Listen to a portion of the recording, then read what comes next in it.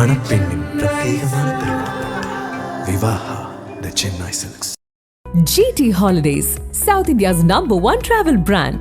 You know you are special when you're with GT Holidays. Pudukkottai மாவட்டம் கீரமங்கலம் அருகில் உள்ள குளமங்கலம் கிராமத்தில் வில்லுணி ஆற்றங்கரையில் எழுந்தருளியுள்ள பெருங்காரையடி மிண்ட ஐயனார் கோயில் முன்பு 33 அடி உயரத்தில் வானில் தாவி செல்லும் வடிவில் உருவாக்கப்பட்டுள்ள பிரம்மாண்ட குதிரை சிலை, எதிரில் இருந்த யானை சிலையும் அமைக்கப்பட்டிருந்தது.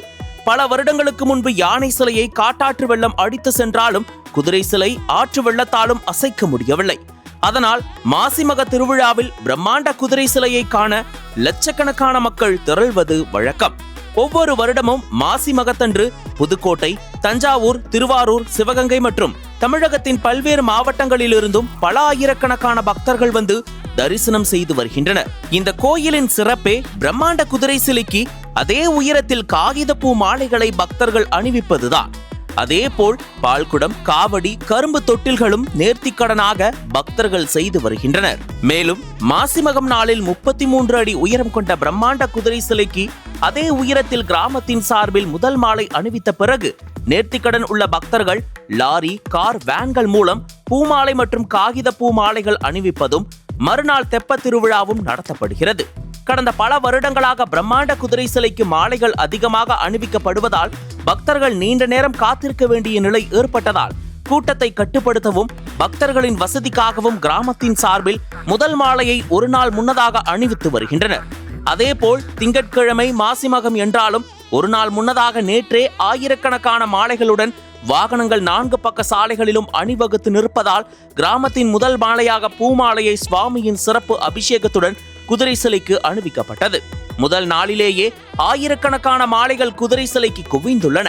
இன்னும் அதிகாலை வரை மாலைகள் அணிவிக்கப்பட உள்ளதால் சுமார் 4000 மாலைகள் வரை குதிரை சிலைக்கு நேர்த்திக்கடனாக அணிவிக்கப்படலாம் என்கின்றனர்.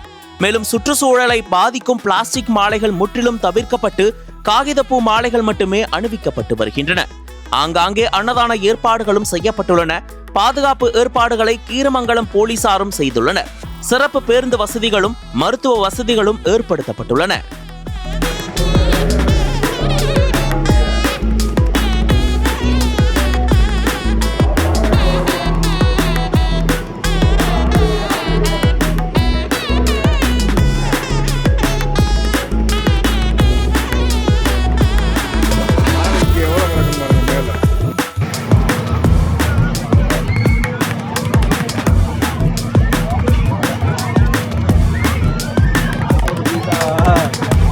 உள்ள போயிட்டாங்க.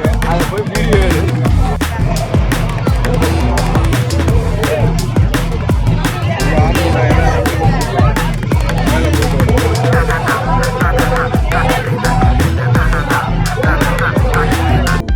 அனல் பறக்கும் செய்திகளை அப்டேட் செய்து கொள்ள நக்கீரன் களத்தை இப்பவே சப்ஸ்கிரைப் பண்ணுங்க.